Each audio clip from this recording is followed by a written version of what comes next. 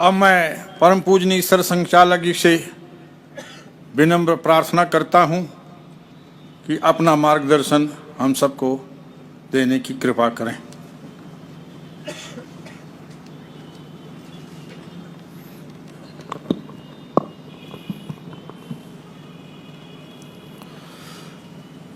परम पूजनीय परम श्रद्धेय श्री श्री रविशंकर जी महाराज,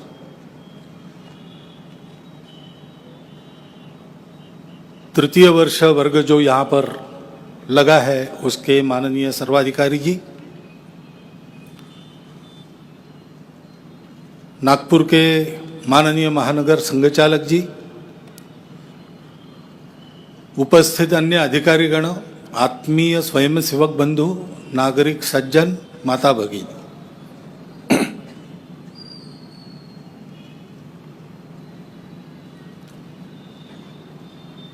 जो मार्गदर्शन आज के समय में सबके लिए आवश्यक है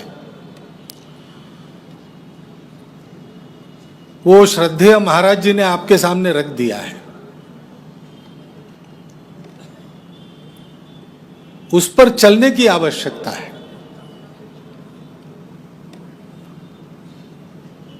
महाराज जी जब शासक और सुधारक इन शब्दों के साथ अपना विषय रख रहे थे, मेरे मन में एक स्मृति जागृत हुई। देखी हुई बात, सुनी हुई बात थी, देखी हुई बात नहीं थी, क्योंकि देखना असंभव है। बात 440 वर्ष पूर्व की है। कल ज्येष्ठ शुक्ल त्रयोदशी थी। संपूर्ण महाराष्ट्र में और देश भर में भी जहां जहां संघ के स्वयंसेवक है वहां पर छत्रपति शिवाजी महाराज के राज्याभिषेक का उत्सव, उसका वो दिन मनाया गया।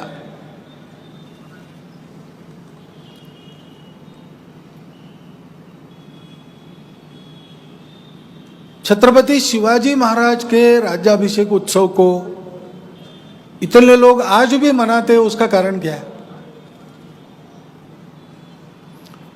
तो एक बात तो है, स्वयं छत्रपति शिवाजी महाराज ऐसे थे।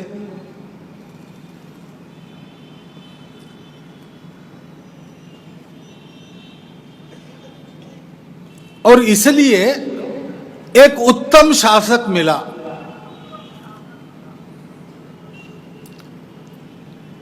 और शासक स्वयं उत्तम था, केवल ऐसा नहीं, उसका राज्य जनता 350 साल आंखों के सपनों में जिस राज्य का इंतजार कर रही थी, प्रतीक्षा कर रही थी, वैसा वह राज्य था।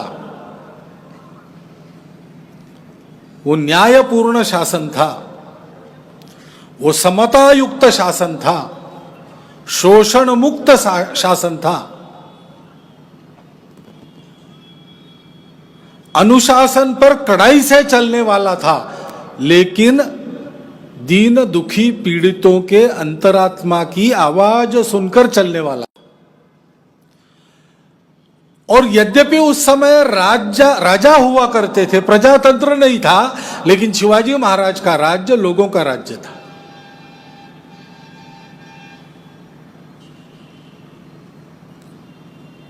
उस राज्य ने प्रजा का परिपालन किया। उस राज्य ने प्रजा को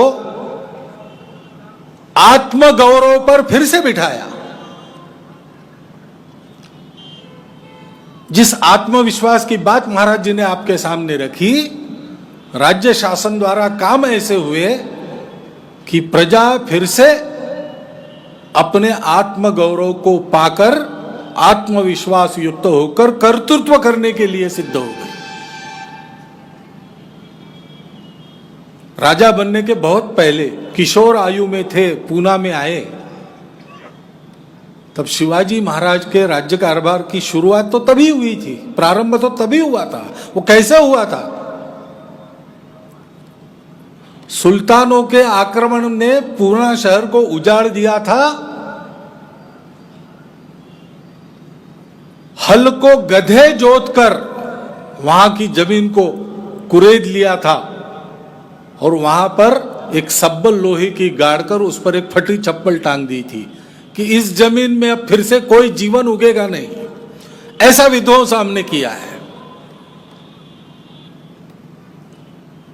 लोग जैसे तैसे दिन में बाहर आके काम करते थे, रात में अपने घरों के अंदर छुप जाते थे। जरा सी हलचल इधर उधर देखी गई तो जंगलों में जाके छुप जाते थे।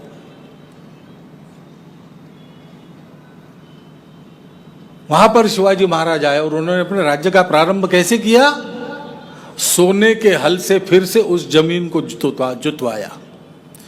विघ्नहर्ता गणेश के मंदिर के स्थापना से कार्यों की शुरुआत की। जनता ने देखा कि अपने में से ही एक व्यक्ति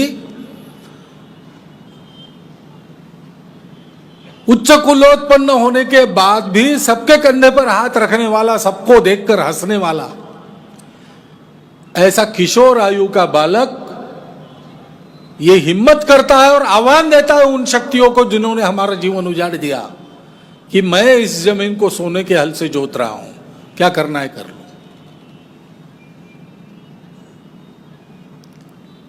शिवाजी महाराज ऐसे शासक थे और इसलिए उनका जब राज्याभिषेक हुआ तो दूर दूर तक उसकी चर्चाएं हुई और भारतवर्ष में सर्वत्र उसके परिणाम हुए। परचक्र से भारत जूझ रहा था, 500 वर्षों तक जूझ रहा था। एक से एक सूरमा देश में हो गए, घास की रोटी खाकर, वनों में रहकर, भूमि शयन करते हुए अपने देश की स्वतंत्रता के लिए अपना सब कुछ दांव पर लगाने वाले वीर योद्धा थे। उस भीषण परिस्थिति में भी और गांव-गांव घूमकर अध्यात्म के आधार पर जनता के मनोबल को जगाने का पर्याप्त प्रयास करने वाले संत थे, लेकिन उपाय नहीं मिल रहा था। शिवाजी महाराज ने करके दिखाया। पहली बार इतने वर्षों के बाद फिर से एक यहां का व्यक्ति यहां के सिंहासन पर बैठा, परकीय शासक नहीं बैठा।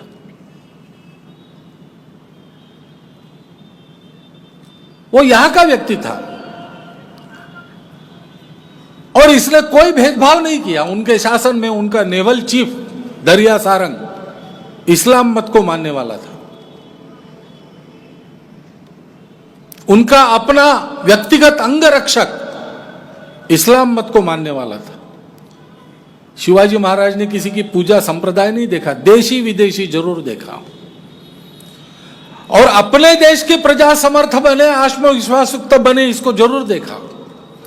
साथ में वो न्यायपूर्ण व्यवहार करे। कितने नए उस जमाने में नए लगने वाले काम शिवाजी महाराज ने किए। उस जमाने में यह करना बहुत बड़ा साहस था। मजबूरी का लाभ उठाकर अथवा डराकर जिनके मतों में परिवर्तन किया गया उनको शिवाजी महाराज ने वापस लिया। ग्रंथों के प्रमाण नहीं खोजे। ये सहज स्वाभाविक अत्यंत उचित बात देशकाल परिस्थिति को लेकर लगती है, उन्होंने कर डाली। और समाज ऐसे लोगों को पुनरपि स्वीकार किए, इसलिए अपने घर में उनके लड़के बच्चों के ब्याह किए, अपने घर से उनके घरों में अपनी लड़कियां दी। ज्ञान विज्ञान के क्षेत्र में भी उन्होंने आगे की बात। फिर एक बार स्वतंत्र भारत का आरमार उन्होंने खड़ा किया, नेवी खड़ी की।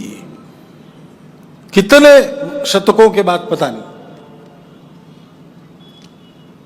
मुद्रण कला प्रारंभ करने के लिए यूरोप से एक मशीन मंगवाया। शायद उसका रिवर्स इंजीनियरिंग जिसको कहते वो करने का भी प्रयास उन्होंने किया।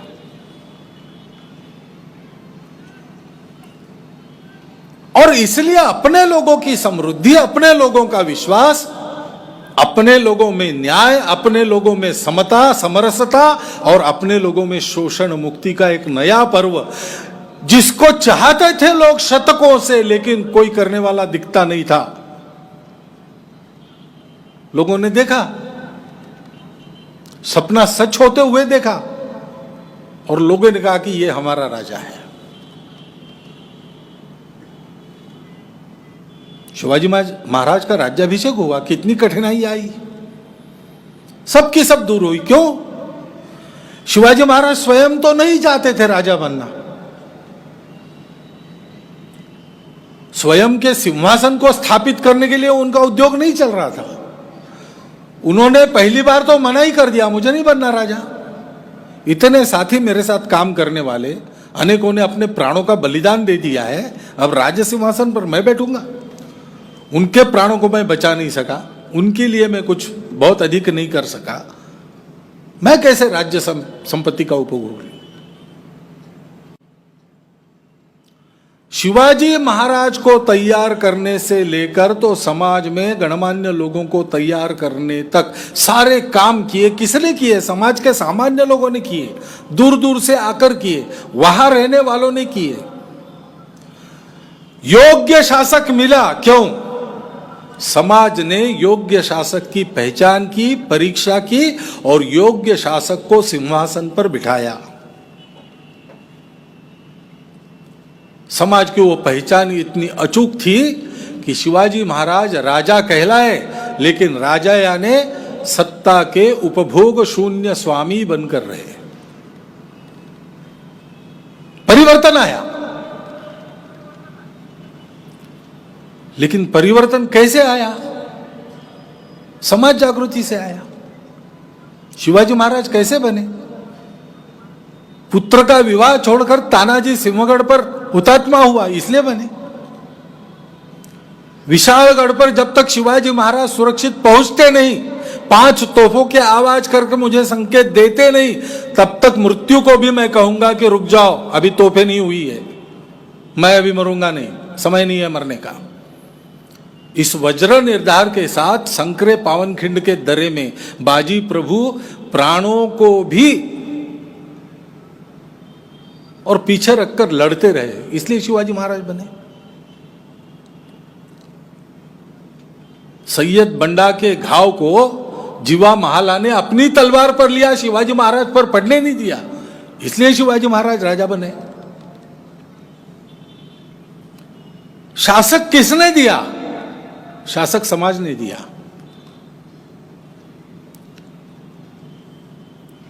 और वो पुण्यश्लोक शासक राजा बनने के बहुत थोड़े समय के बाद दुनिया छोड़कर चला गया, तो भी वह समता का राज्य, वह शोषण मुक्त राज्य, वह न्याय का साम्राज्य, वह सारे समाज को समदृष्टि से और एक मानकर व्यवहार करने वाला राज्य 30 वर्ष तक परकीय सेनाएं लाखों की संख्या में तंबू गाड़ पर इस भूमि पर बैठी रही उस स्वराज्य को, नवजात स्वराज्य को मिटाने के लिए। लेकिन वो स्वराज्य नष्ट नहीं हुआ। क्यों नहीं हुआ? क्योंकि उस स्वराज्य की निष्ठाओं का पालन करने वाला समाज राजा नहीं था। शिवाजी महाराज तो चले गए थे, संभाजी महाराज का वध हुआ था। राजपुत्र और रानी बादशाह के बंदीवास में थी, राजधानी चली गई, रायगढ़ कब्जा हो गया, खजीना नहीं, सेनापति नहीं, सेना नहीं, कुछ नहीं। कौन लड़ा वो 30 साल का युद्ध? और किसके कारण उस परकीय आक्रामक नेता की कब्र हमारी भूमि में बनी? उसको विजय नहीं मिली, उसको मृत्यु मिली। ये दम, ये धीरज किसने दिखाया? शिवाजी महाराज जिस निष्ठा के साथ अपना उद्यम करते रहे, उन निष्ठाओं को अपनाकर उद्यम करने वाला सामान्य समाज था। परसों तरुण भारत में एक छोटा सा किस्सा आया। नरवणे नाम के महाराष्ट्र के प्रसिद्ध साहित्यकार थे, मराठी वाचकों ने सबने उनका नाम सुना है। वो एक किला देखने के लिए गए थे। अंग्रेजों का राज शुरू 1900 के दशक की बात है, ये शिवाजी महाराज के समय की नहीं है। लेकिन शिवाजी महाराज के जमाने में कोई किलेदार रहा होगा, उसके वंशज उसी किले पर रहते थे। तो किले पर गए तो उन्होंने देखा कि वो बूढ़ा, उनका एक वंशज, किले के बुर्ज पर खड़ा है और वहां से चावल के दाने नीचे जंगल में फेंक रहा है। तो उन्होंने पूछा, ये क्या कर रहे हो?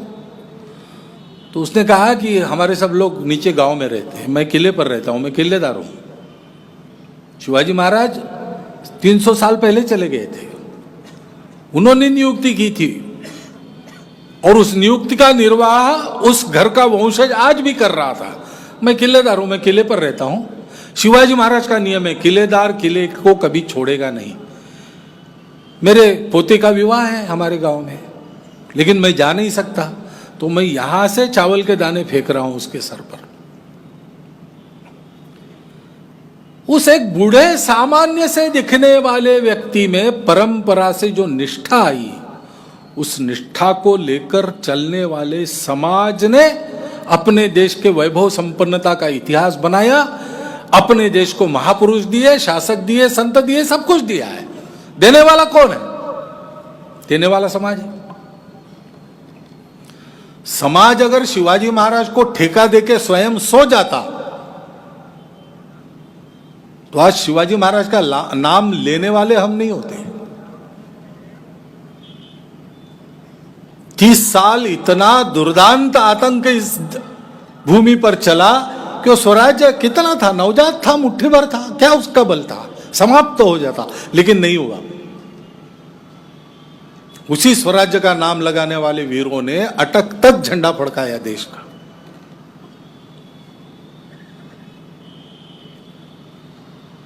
समाज तैयार होता है तो सब होता है। समाज का काम समाज को करना पड़ता है। नेता, सरकारें, पार्टियां, ये सारे लोग समाज के सेवक होते हैं। समाज उनसे काम लेने वाला होता है, उसको जागरूक रहना पड़ता है। और केवल जागरूक रहते काम नहीं चलता, वो जागृति बनी रहे। और ये सारे सेवक जो अत्यंत गुण संपन्न, कर्तृत्व संपन्न है, उनसे काम लेने की अपनी हैसियत बनी रहे, इसलिए स्वयं को गुणवत्ता प्राप्त बनना पड़ता है। महाराज जी ने वही कहा है, समाज में से बातें हटाओ, सुधार करो।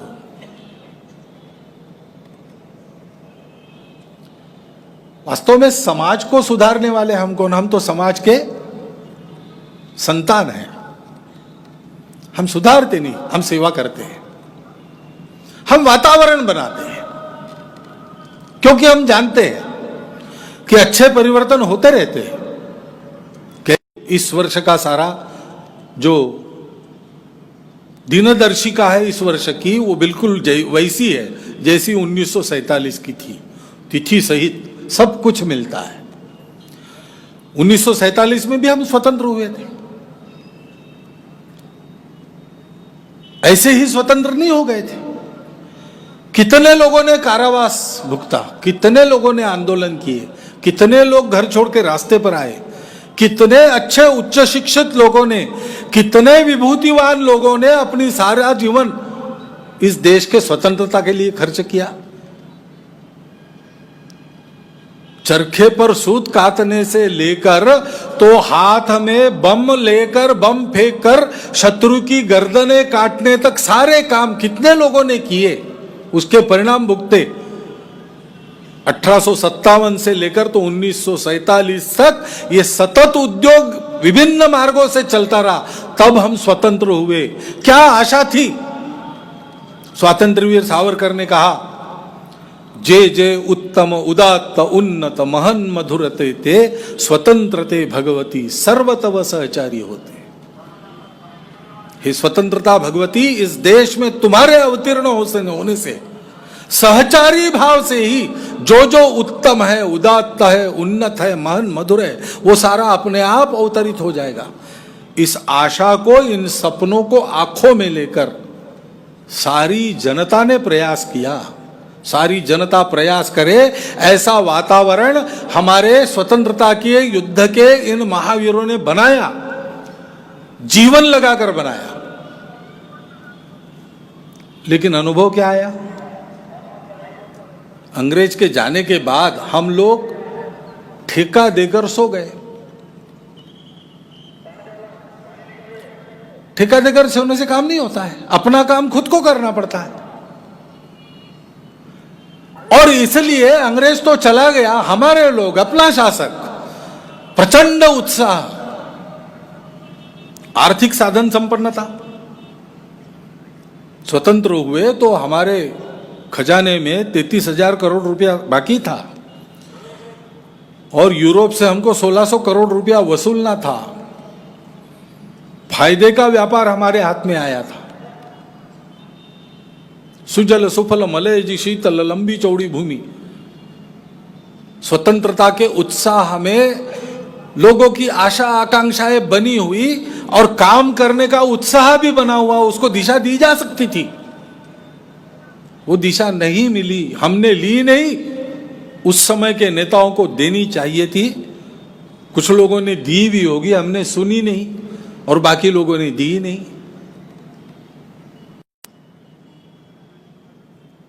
और इसलिए क्या हुआ? उषक काल होता होता काळ रात्र झाली। उषक काल होते होते काल रात्रि होने का अनुभव हमने लिया। उभा देश झाला आता एक बंदीशाळा, इथे देवकीचा पान्हा दुधाने जळाला। देवकी अपने स्तन से दूध पिलाती है, दूध की धार जल जाती है, दूध की धार के कारण दल जल जाता है। ऐसे हृदय विदारक वर्णन एक कवि की कविता में यहां पर है।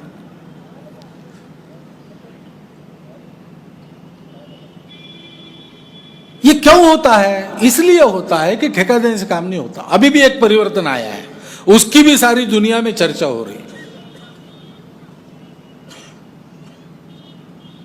बहुत आशान्वित है, सामान्य समाज के लोग मिलते हैं, लगता है कि बहुत आनंदित है, अच्छा है। लोगों ने सोच समझ के इस बार परिवर्तन लाया। जैसे लोग चाहिए थे वैसे लोगों ने बिठाए। कभी कभी लोग हमारा अभिनंदन करते, हमने कुछ नहीं किया, हमने केवल अपना चुनाव कमीशन जो कहता था उस बात को किया। सब लोग वोट करे, मुद्दों पर वोट करे, और वोट देने लायक जिनके आयु है वो सब अपना नाम दर्ज कराए। हाँ, हमारी एक दृष्टि है, हमारा एक विचार है, उसके आधार पर हमने मुद्दे बनाए, मुद्दे बताए। इस देश को स्वगौरव पर आरूढ़ होना चाहिए, अपने स्वयं की लज्जा नहीं करनी चाहिए। इस देश की सारी नीतियां उस स्वगौरव को बढ़ाने वाली होनी चाहिए, प्रजा की हिम्मत बढ़ाने वाली होनी चाहिए। इस देश की सारी नीतियां उस प्रजा का सामर्थ्य बढ़ाने वाली होनी चाहिए, घटाने वाली नहीं होनी चाहिए। संविधान सम्मत जो जो सारे उपकरण हमारे संविधान निर्माताओं ने निर्माण करके हमको अपना कारोबार चलाने के दिए, उनकी प्रतिष्ठा, उनकी पवित्रता, उनकी शुद्धता बनी रहनी चाहिए। ऐसा आचरण हमारे नेताओं का होना चाहिए। ये सारी बातें हमने कही, करने वाले लोग थे। कहते तो ऐसा कहने वाले लोग कहते ही रहते हैं, स्वतंत्र होने के बाद लगातार कह रहे हैं। इस बार सब लोगों ने विचार किया, सब लोगों ने सुना, सब लोगों ने अपने मन का किया, और इसलिए अब लोग मान रहे हैं कि कुछ होगा। अभी 15 ही दिन हुए, 20 ही दिन हुए, देखकर तो लगता है होगा। प्रयास करेंगे, विश्वास तो रखना ही पड़ता है। कदम भी ऐसे उठे हैं, बातें भी ऐसी हो रही है कि लगता है इरादा पक्का है, होगा। लेकिन केवल उनके करने से होगा? जो कोई करता है उसकी गलतियां निकालने से होगा। देश को बड़ा करना है, देश के जीवन को सुखी करना है, जिससे हम सब सुखी होने वाले हैं, तो संपूर्ण देश को जागना पड़ेगा। संपूर्ण देश को जागना पड़ेगा। और संपूर्ण देश को जगाएं कैसे? 121 करोड़ जनसंख्या। तो जगाने का उपाय है देश में वातावरण बनाओ। संपूर्ण देश को जगाने के लिए एक एक व्यक्ति को भाषण नहीं सुनाना पड़ता, एक एक व्यक्ति को ग्रंथ नहीं पढ़ाने पड़ते हैं। लेकिन उस 21 करोड़ की जनता जिनको अच्छा मानती है, जिनका चरित्र पारदर्शी है, जो बिना भेद किए सबको अपना मानते हैं,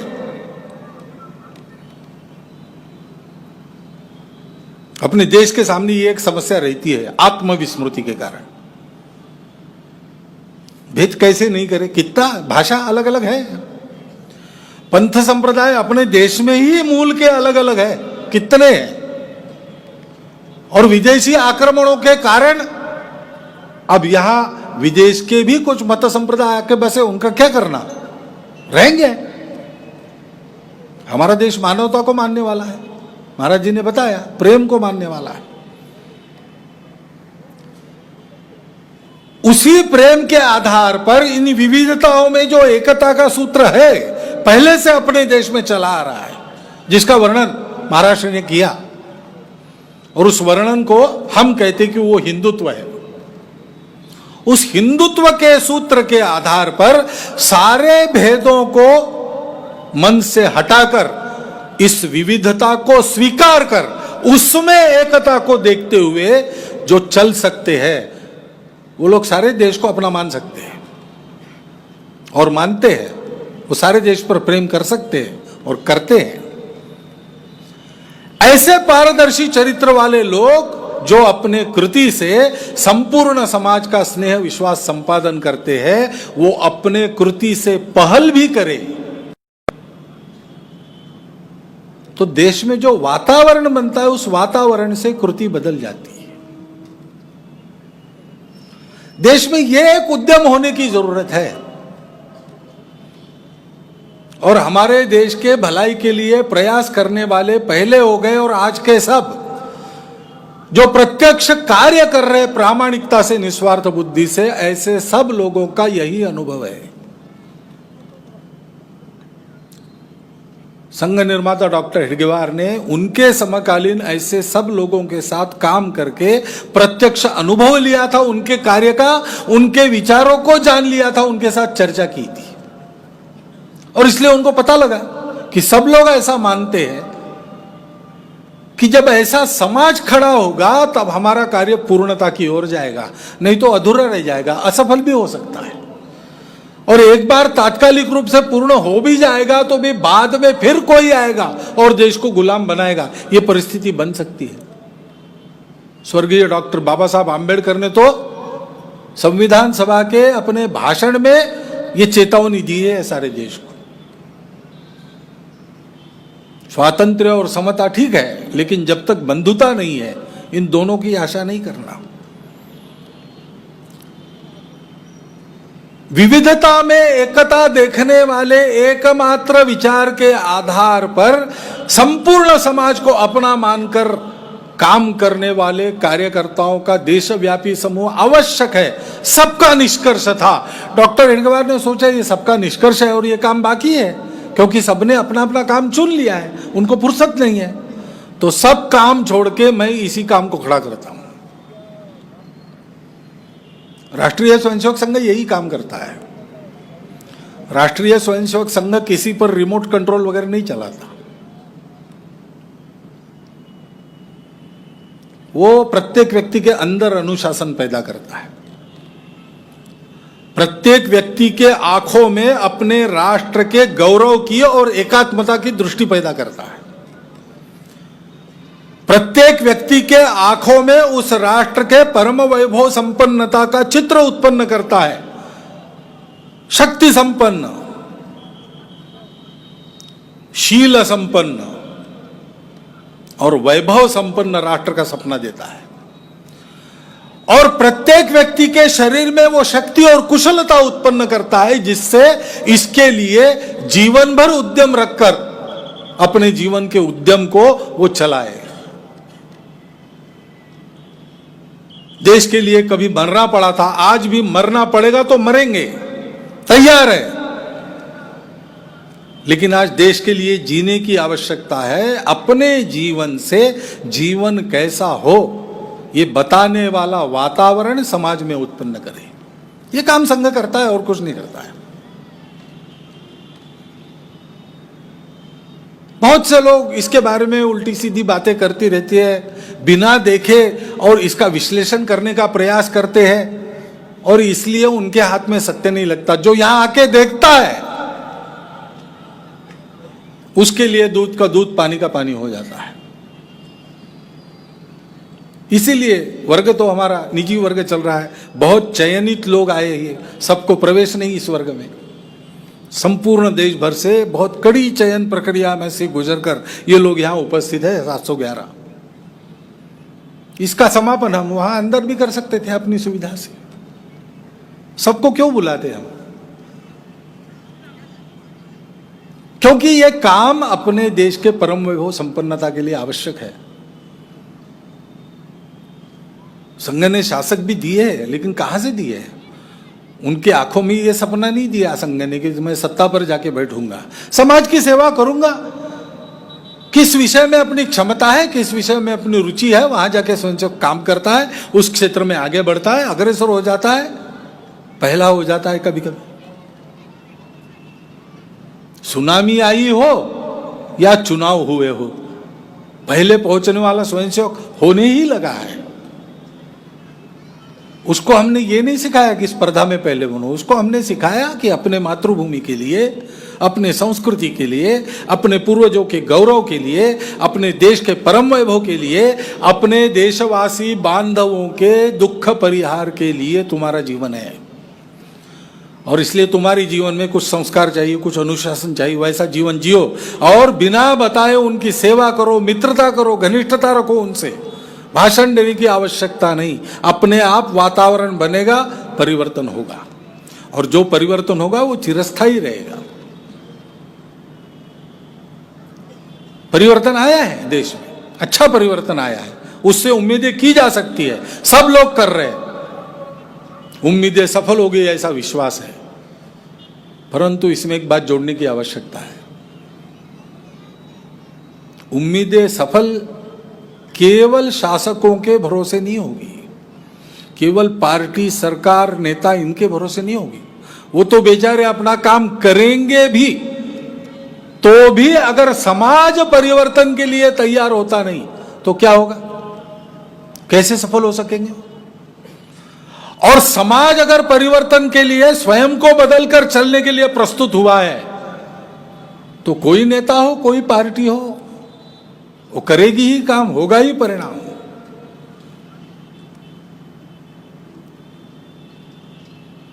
परिवर्तन के कारण अच्छे दिन आए हैं ऐसा नहीं,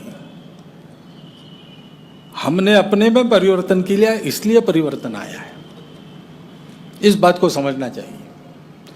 और इसलिए अब फिर से सोने का समय नहीं है। शासन प्रशासन अपना काम करेगा, जैसा करना है करेगा, उनकी भी अपनी प्राथमिकताएं होती है, उनको भी अपना एक चौखट में चलना पड़ता है, उनको स्वतंत्र छोड़कर हम अपना कर्तव्य करने के लिए समर्थ बने, इसकी आवश्यकता है देश के उज्जवल भविष्य के लिए।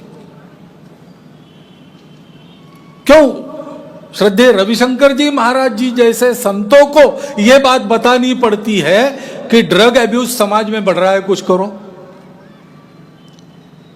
और ड्रग अब्यूज का कष्ट व्यक्तिगत उनको तो नहीं होता, कष्ट हमारे घरों को होता है, हमारे परिवार का अगला भविष्य अंधकारमय हो जाता है। यह आवश्यकता क्यों है कि वो हमको बताए? क्यों संपूर्ण राष्ट्र को वैभव संपन्न बनाने वालों के देश में, हिंदू समाज में मंदिर, स्मशान और पानी सब हिंदुओं के लिए अभी भी कहीं कहीं खुला नहीं है? शरीर का एक अंग सो गया, एक अंग पैरालाइज हो गया, तो दूसरा अंग अकेला चल सकता है क्या? शरीर को चलना है तो शरीर का रोम रोम स्वस्थ चाहिए, और संपूर्ण शरीर का प्राण उसके रोम रोम में संचरित होना चाहिए, एक ही प्राण सब में संचरित होना चाहिए। क्यों यह विषमता है? क्यों ये भ्रष्टता है? इसको हमको हटाना पड़ेगा, और हटाने के लिए अपने जीवन के उदाहरण से वैसा वातावरण बनाना पड़ेगा, और जीवन का उदाहरण खड़ा करने के लिए तपस्या करनी पड़ती है। संघ की शाखा वो तपस्या है। संघ की शाखाओं को चलाने का प्रशिक्षण इन वर्गों में मिलता है। वो केवल कार्यक्रमों का प्रशिक्षण नहीं है, कदम से कदम मिलाते मिलाते मन से मन मिलाकर चलना सीखते हैं। मतभेदों के ऊपर उठकर मनभेद होते न देते हुए पहले यह तय करके कि हम सबको मिलकर चलना है, सब लोग सामूहिक विचार करते हैं, इसलिए जो भी निर्णय होता है सब लोग उसमें शामिल हो जाते हैं। ये कैसे आता है? कदम से कदम मिलाकर चलते हैं। इसलिए 88 वर्षों का ये प्रयोग सिद्ध तंत्र है, और ये केवल संघ के लिए चाहिए ऐसा नहीं, ये अपने देश के उज्जवल भविष्य के लिए संपूर्ण समाज की आवश्यकता है। अभी तक आपको ध्यान में आया होगा कि महाराज श्री ने बहुत थोड़े समय में यही सब बातें आपके सामने रखी है। उनका ये आशीर्वचन हमारे लिए शिरोधार्य है।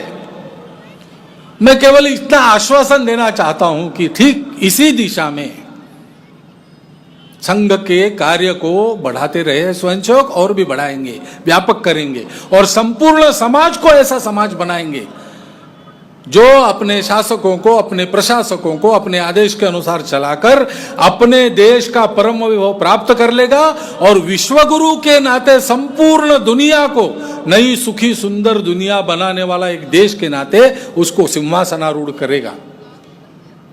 फिर एक बार 440 साल पहले सबको आनंदित करने वाला और सारी दुनिया में खलबली मचाने वाला एक परिवर्तन जैसे देखा था, और आज जैसा हम मान रहे कि ये बहुत अच्छा परिवर्तन हुआ है और अंदर ही अंदर अपने आनंद है, वैसा संपूर्ण और सदा टिकने वाला परिवर्तन भारत के कारण सारी दुनिया में लाने वाला भारत, अपने कारण लाने वाला भारत विश्वगुरु के सिंहासन पर आरूढ़ हुआ है। ये अपने कर्तृत्व से सिद्ध करने वाला और देखने वाला समाज खड़ा करने का ये काम महाराज श्री के बताए हुए दिशा में ही आगे बढ़ेगा। वैसा ही बढ़ना उसके निर्माता की इच्छा थी, और वही हम करेंगे। बस इसमें आपके लिए एक आह्वान है कि संघ केवल संघ के लिए चलता नहीं, अपने देश के भाग्य परिवर्तन का दूसरा उपाय नहीं। हम लोगों को अपने सनातन मूल्यों पर पक्का रहकर उनके गौरव को मन में अडिग रूप से धारण करके उनके युगानुकूल अभिव्यक्ति की एक नई लीक बनानी पड़ेगी। कभी रही होगी हमारे यहां अस्पृश्यता, जाति भेद, अब नहीं रहेगा। हमारे अपने यहां पर अनाथ होने वाले बच्चों को पालने के लिए किसी नॉर्वे के, अमेरिका के, स्वीडन के व्यक्ति को नहीं आना पड़ेगा। यह समाज सर्वसमर्थ है अपने संतानों की चिंता करने के लिए। ऐसा संवेदनशील, समता युक्त, शोषण मुक्त, शक्ति संपन्न, शील संपन्न, वैभव संपन्न समाज खड़ा करना दूसरा उपाय नहीं है। और ऐसा समाज खड़ा करने के लिए स्वयं के उदाहरण से वातावरण बनाने के अलावा दूसरा चारा नहीं है। और इसलिए राष्ट्रीय स्वयंसेवक संघ के इस कार्य को अपने कार्य के नाते देखते हुए, आप इस कार्य के हितैषी तो है ही, हमारा उत्साह बढ़ाने के लिए शाबाश कहने वाले हमारे अभिभावक तो है ही, परंतु उतने से काम नहीं चलेगा। इस कार्य के प्रत्यक्ष सहयोगी कार्यकर्ता बनकर आपको हमारे साथ पंक्ति में खड़ा रहना पड़ेगा। मैं ये नहीं कह रहा हूं आप सबको सब लोग निकर खरीद लो और निकर में खड़े रहो। कुछ लोग रहेंगे, कुछ लोग नहीं भी रह पाएंगे, लेकिन इन संस्कारों को ग्रहण करते हुए अपने रुचि, क्षमता और समय के अनुसार प्रामाणिकता से, निस्वार्थ बुद्धि से, चुनाव में टिकट मांगने के लिए नहीं। समाज ने दिया है, समाज को दाम दुगना वापस करने के लिए कोई एक काम चुनकर ये जो सामूहिक संघ की योजना बनती है उसमें कार्यकर्ता के नाते आप तो उपस्थित हो जाए। संघ की शाखा पर पुरुष संस्कार ग्रहण करते हैं, महिलाएं समिति की शाखाओं में संस्कार ग्रहण करती है, और समाज के लिए करने वाले कामों में महिला पुरुष सब एकत्र काम करते हैं। इस प्रकार की एक योजना चल रही है। उस योजना के सहयोगी कार्यकर्ता बनने का आह्वान करते हुए मैं अपना निवेदन समाप्त करता हूं।